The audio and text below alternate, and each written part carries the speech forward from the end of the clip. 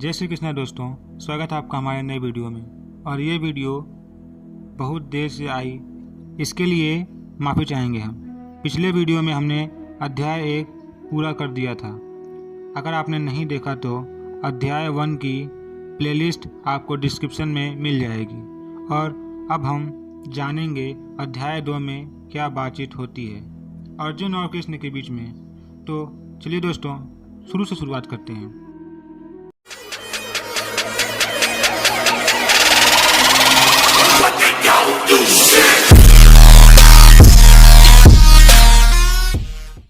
अध्याय 2 गीता का सार। संजय उवाच तं कथं कृपयाविष्टं सुपूर्णा कुलेक्षणं विषीदन्तमिदं वाक्यमुवाच मधुसूदनः। संजय ने कहा, करुणा से व्याप्त शोकयुक्त अश्रुपूरित नेत्रों वाले अर्जुन को देखकर मधुसूदन कृष्ण ने ये शब्द कहे। तात्पर्य: भौतिक पदार्थों के प्रति करुणा, शोक तथा अश्रु ये सब असली आत्मा को न जानने के लक्षण हैं। शाश्वत आत्मा के प्रति करुणा ही आत्म साक्षात्कार है। इस श्लोक में मधुसूदन शब्द महत्वपूर्ण है। कृष्ण ने मधु नामक असुर का वध किया था और अब अर्जुन चाह रहा है कि कृष्ण उस अज्ञान रूपी असुर का वध करें जिसने उसे कर्तव्य से विमुख कर रखा है। यह कोई नहीं जानता कि करुणा का प्रयोग कहाँ होना चाहिए। डूबते हुए मनुष्य के वस्त्रों के लिए करुणा मूर्खता होगी। अज्ञान सागर में गिरे हुए मनुष्य को केवल उसके बाहरी पहनावे अर्थात स्थूल शरीर की रक्षा करके नहीं बचाया जा सकता। जो इसे नहीं जानता और बाहरी पहनावे के लिए शोक करता है वह शूद्र कहलाता है, अर्थात वह वृथा ही शोक करता है। अर्जुन तो क्षत्रिय था, अतः उससे ऐसे आचरण की आशा न थी, किंतु भगवान कृष्ण अज्ञानी पुरुष के शोक को विनष्ट कर सकते हैं और इसी उद्देश्य से उन्होंने भगवद गीता का उपदेश दिया। यह अध्याय हमें भौतिक शरीर तथा आत्मा के वैश्लेषिक अध्ययन द्वारा आत्म साक्षात्कार का उपदेश देता है, जिसकी व्याख्या परम अधिकारी भगवान कृष्ण द्वारा की गई है। यह साक्षात्कार तभी संभव है जब मनुष्य निष्काम भाव से कर्म करे और आत्मबोध को प्राप्त हो। अब दोस्तों, ये सारी बातें अर्जुन कृष्ण से कह रहे थे और ये सब बातें संजय महाराज धृतराष्ट्र को सुना रहे थे। लेकिन अभी तक जो प्रश्न पूछ रहे थे अर्जुन, वो भगवान कृष्ण से पूछ रहे थे। तो अब जाके भगवान कृष्ण ने माइक अपने हाथ में लिया और फिर वो आगे के शब्द बोलते हैं। श्री भगवानुवाच कृतस्त्वा कस्मलमिदं विस्मे समुपस्थितम् अनार्य दुष्टम स्वर्गीयम कीर्तिकरम अर्जुन। श्री भगवान ने कहा, हे अर्जुन, तुम्हारे मन में यह कलमश आया कैसे? यह उस मनुष्य के लिए तनिक भी अनुकूल नहीं है जो जीवन के मूल्य को जानता हो। इससे उच्च लोक की नहीं अपितु अपयश की प्राप्ति होती है। तात्पर्य: श्री कृष्ण तथा भगवान अभिन्न हैं, इसलिए श्री कृष्ण को संपूर्ण गीता में भगवान ही कहा गया है। भगवान परम सत्य की पराकाष्ठा है। परम सत्य का बोध ज्ञान की 3 अवस्थाओं में होता है: ब्रह्म या निर्विशेष सर्वव्यापी चेतना, परमात्मा या भगवान का अंतर्यामी रूप जो समस्त जीवों के हृदय में है, तथा भगवान या श्री भगवान कृष्ण। श्रीमद् भागवत में परम सत्य की यह धारणा इस प्रकार बताई गई है: वदन्ति तत्तत्व विदस्तत्वा यज्ञानम द्वयम् ब्रह्मोति परमात्मेति भगवानेति शब्दते। परम सत्य का ज्ञाता परम सत्य का अनुभव ज्ञान की 3 अवस्थाओं में करता है और ये सब अवस्थाएं एक रूप हैं। ये ब्रह्म, परमात्मा तथा भगवान के रूप में व्यक्त की जाती हैं। इन 3 दिव्य पक्षों को सूर्य के दृष्टांत द्वारा समझाया जा सकता है, क्योंकि उसके भी 3 भिन्न भिन्न पक्ष होते हैं, यथा धूप, सूर्य की सतह तथा सूर्यलोक स्वयं।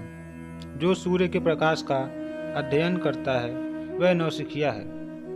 जो सूर्य की सतह को समझता है वह कुछ आगे बढ़ा हुआ होता है, और जो सूर्य लोक में प्रवेश कर सकता है वह उच्चतम ज्ञानी है।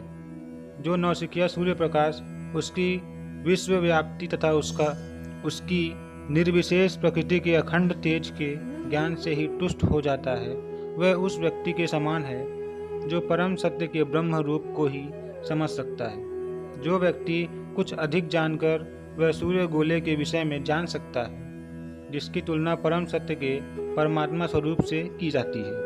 जो व्यक्ति सूर्यलोक के अंतर में प्रवेश कर सकता है, उसकी तुलना उससे की जाती है जो परम सत्य के साक्षात रूप की अनुभूति प्राप्त करता है। अतः जिन भक्तों ने परम सत्य के भगवान स्वरूप का साक्षात्कार किया है वे सर्वोच्च अध्यात्मवादी हैं। यद्यपि परम सत्य के अध्ययन में रत सारे विद्यार्थी एक ही विषय के अध्ययन में लगे हुए हैं, सूर्य का प्रकाश, सूर्य का गोला तथा सूर्यलोक की भीतरी बातें। इन तीनों को एक दूसरे से विलग नहीं किया जा सकता। फिर भी तीनों अवस्थाओं के अध्येता एक ही श्रेणी के नहीं होते हैं। संस्कृत शब्द भगवान की व्याख्या व्यासदेव के पिता पराशर मुनि ने की है।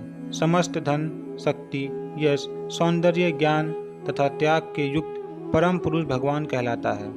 ऐसे अनेक व्यक्ति हैं जो अत्यंत धनी हैं, अत्यंत शक्तिमान हैं, अत्यंत सुंदर हैं और अत्यंत विख्यात, विद्वान तथा विरक्त भी हैं, किंतु कोई सधिकार यह नहीं कह सकता कि उसके पास सारा धन, शक्ति आदि है। एकमात्र कृष्ण ही ऐसा दावा कर सकते हैं क्योंकि वो भगवान हैं। ब्रह्मा, शिव या नारायण सहित कोई भी जीव कृष्ण के समान पूर्ण ऐश्वर्यवान नहीं है। अतः ब्रह्म संहिता में स्वयं ब्रह्मा जी का निर्णय है कि श्री कृष्ण स्वयं भगवान हैं, ना तो कोई उनके तुल्य है ना उनसे बढ़कर है। वे आदि स्वामी या भगवान हैं, गोविंद रूप में जाने जाते हैं और समस्त कारणों के परम कारण हैं। ईश्वरा परमा कृष्णा सच्चिदानंद विग्रह आनंदीरादि गोविंद सर्व कारण कारणम। ऐसे अनेक पुरुष हैं जो भगवान के गुणों से युक्त हैं, किंतु कृष्ण परम है क्योंकि उनसे बढ़कर कोई नहीं है। वे परम पुरुष हैं और उनका शरीर सच्चिदानंदमय है। वे आदि भगवान गोविंद हैं और समस्त कारणों के कारण हैं। भगवान में भी भगवान के नाना अवतारों की सूची है, किंतु कृष्ण को आदि भगवान बताया गया है, जिनसे अनेकानेक अवतार तथा ईश्वर विस्तार करते हैं। ऐते चांस कला पुंसः कृष्णस्तु भगवान स्वयं इंद्राणी व्याकुलम लोकम मृडयंती युगे युगे। यहाँ पर वर्णित सारे अवतारों की सूचियाँ या तो भगवान की असंकलाओं अथवा पूर्ण कलाओं की हैं, किंतु कृष्ण तो स्वयं भगवान हैं। अतः कृष्ण आदि भगवान परम सत्य परमात्मा तथा निर्विशेष ब्रह्म दोनों के उद्गम हैं। भगवान की उपस्थिति में अर्जुन द्वारा स्वजनों के लिए शोक करना सर्वथा अशोभनीय है। अतः कृष्ण ने कुतः शब्द से अपना आश्चर्य व्यक्त किया है। आर्य जैसी सभ्य जाति के किसी व्यक्ति से ऐसी मलिनता की उम्मीद नहीं की जाती। आर्य शब्द उन व्यक्तियों पर लागू होता है जो जीवन के मूल्य को जानते हैं और जिनकी सभ्यता आत्म साक्षात्कार पर निर्भर करती है। देहात्म बुद्धि से प्रेरित मनुष्यों को यह ज्ञान नहीं रहता कि जीवन का उद्देश्य परम सत्य विष्णु या भगवान का साक्षात्कार है। वे भी भौतिक जगत के बाह्य स्वरूप से मोहित हो जाते हैं। अतः वे यह नहीं समझ पाते कि मुक्ति क्या है।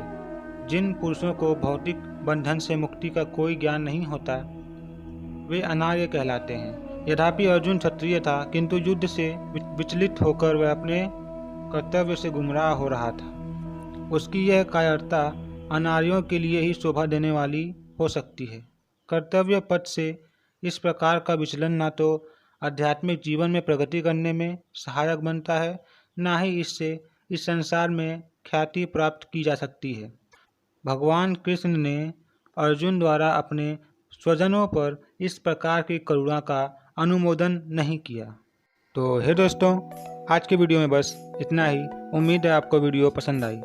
अगर आपको कोई डाउट है या फिर कुछ शिकायत करनी हो तो कमेंट्स में बताएं, वरना हम इंस्टाग्राम पे आपको मिल जाएंगे, या फिर थोड़ा इंतज़ार करिए। मिलते हैं आपसे अगले वीडियो में।